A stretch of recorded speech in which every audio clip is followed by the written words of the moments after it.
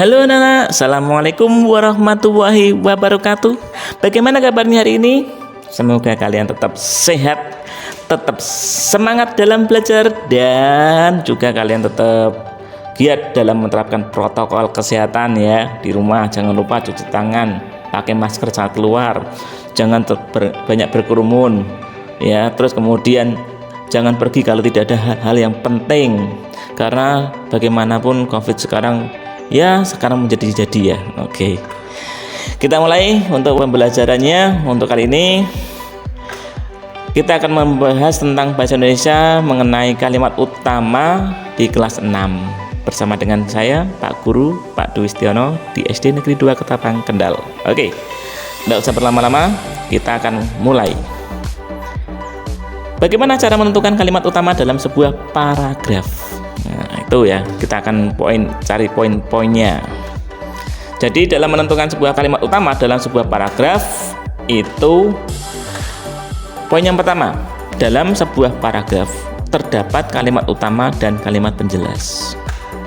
Nah, perhatikan, paragraf terdapat kalimat utama dan kalimat penjelas. Jadi sebuah paragraf itu terdiri dari beberapa kalimat.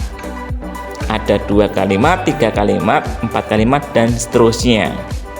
Ya, ingat itu ya. Dan salah satunya itu ada kalimat utama dan beberapa kalimat penjelas. Oke, kalau udah kita lanjutkan. Nomor 2, kalimat utama adalah kalimat yang di dalamnya terdapat ide pokok paragraf.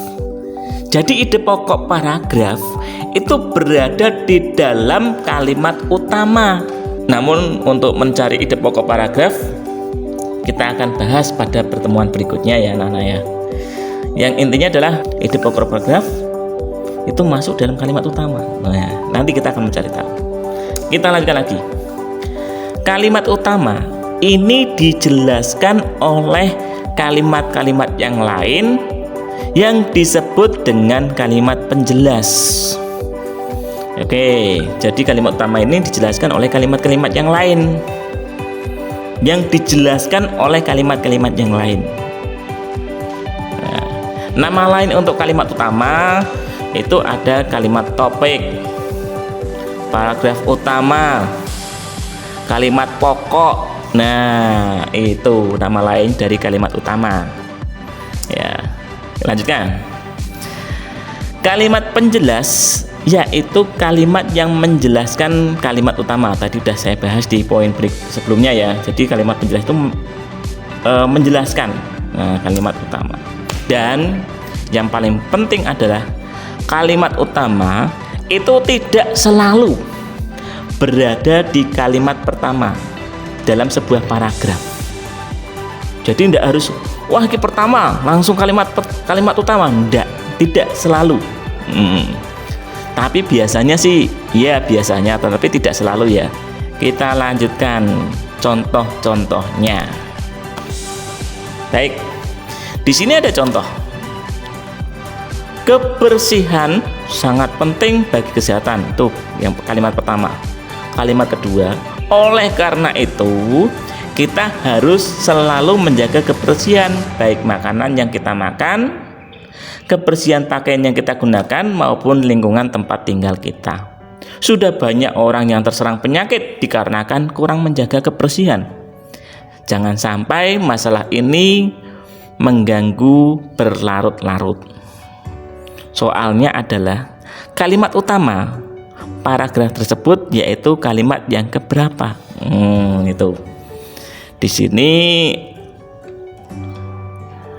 ada A1, B2, C3, D4. Nah, kita cari dulu. Tadi pengertian yang sebelumnya, kalimat utama adalah kalimat yang pokok atau yang dijelaskan oleh kalimat-kalimat yang lain. Coba kita cari tahu. Oke. Sudah? Nah, kalau sudah, kita lock jawaban kalian. Nah, ada yang mungkin jawab A, B, C, atau D ya. Oke, yang betul adalah paragraf pertama. atau paragraf 1 kalimat pertama. Kenapa itu? Jadi di sini Pak Guru akan jelaskan, kebersihan sangat penting bagi kesehatan. Nah, di sini dijelaskan pentingnya bagi kesehatan itu apa? Kebersihan itu sangat penting. Kenapa sangat penting? Kenapa kok kebersihan itu sangat penting? Dijelaskan di paragraf kedua, di kalimat kedua. Jadi kebersihan itu sangat penting.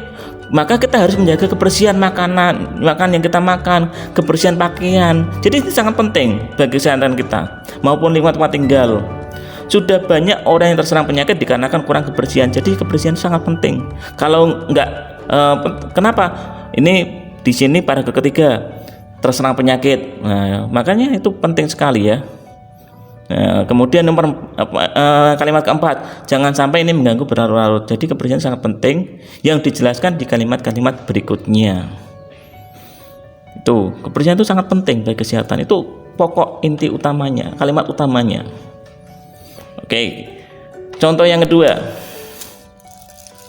batang pohon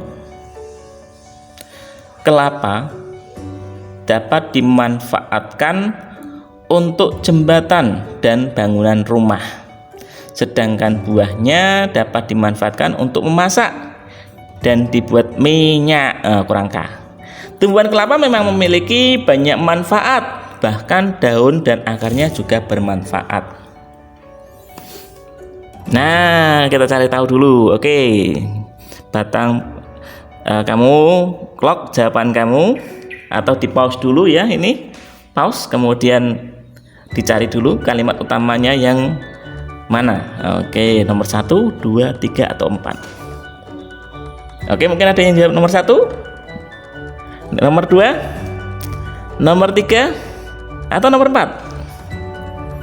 Ya, untuk jawabannya adalah yang nomor 3. Nah, bukan nomor 1 ya, bukan di awal ya. Nah, di nomor 3. Kenapa di nomor 3? Coba kita perhatikan. Tumbuhan kelapa memang memiliki banyak manfaat. Jadi di sini yang di pokoknya adalah tumbuhan kelapa memiliki banyak manfaat. Manfaatnya apa saja? Nah, gitu kan? Manfaatnya apa saja? Dijelaskan di poin pertama, di kalimat pertama. Batang pohonnya, yang kedua buahnya, yang ketiga daunnya, akarnya, ya enggak? Jadi semua itu manfaat pohon kelapa. Jadi itu poinnya adalah nomor 3. Bagaimana anak-anak? Sudah cukup jelas? Kita coba lagi. Oke. Pagi itu semua warga terlihat sangat bersemangat membersihkan selokan. Pak Sami dan Pak Udin sibuk mengambil sampah yang ada di dalam selokan. Pak Mahdi dan Pak Udin memastikan saliran selokan lancar. Pak Nur mengambil sampah-sampah dan meletakkan di gerobak sampah. Itu diambil dari buku kelas tema 1 kelas 4 kurikulum 2013. Oke, kalimat utamanya yang mana? Yuk, 1, 2, 3, 4. Silakan pause dulu. Ya, betul. Jawabannya adalah yang nomor 1. Wah, ternyata udah cukup lumayan pintar ya anak-anakku ya sekali. Banyak yang betul. Mudah-mudahan ya. Oke, kita lanjutkan lagi. Contoh satu lagi, ini tentang lalu lintas nih. Setiap hari terjadi kemacetan di Jakarta. Ya, silakan dibaca dulu.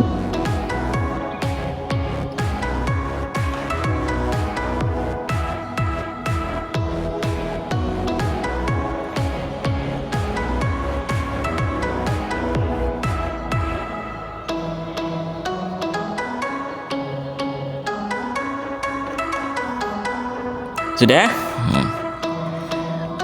Coba kita lihat kalimat utamanya yang mana ya. Setiap hari selalu terjadi kemacetan di Jakarta. Hal ini disebabkan, nah, oke, kalimat utama di mana kira-kira? Setiap hari terjadi kemacetan di Jakarta, atau B, C, atau D? Ya, oke, yang jawab D siapa? C siapa? B siapa? A siapa? Oke, jawabannya adalah yang A. Iya, setiap hari selalu terjadi kemacetan di Jakarta. Dijelaskan kenapa kok Jakarta macet. Nah, itu baru dijelaskan, itu di bawah-bawahnya itu dijelaskan. Karena disebabkan beberapa faktor, antara lain A, B, C, D. Nah, itu banyak sekali ya. Oke, udah cukup jelas anak-anak penjelasan dari Pak Guru. Mudah-mudahan kalian sudah pintar semua dalam mencari kalimat utama ya. Oke. Kalau begitu sekarang kita ke latihan. Untuk latihan silahkan kalian baca sendiri dan dikerjakan di buku tulis kalian. Jangan lupa ini di pause dulu, kemudian ditulis di buku tulis soalnya, kemudian kalimat utama dijawab di buku tulis. Jangan lupa kirimkan melalui chat WA aja. Oke, difoto dikirimkan ke Pak Guru. Oke. Untuk contoh yang kedua, jangan lupa ini dikerjakan dalam hari ini juga ya. Negeri Cina adalah negeri yang terluas di benua Asia dan sebagainya. Silakan dikerjakan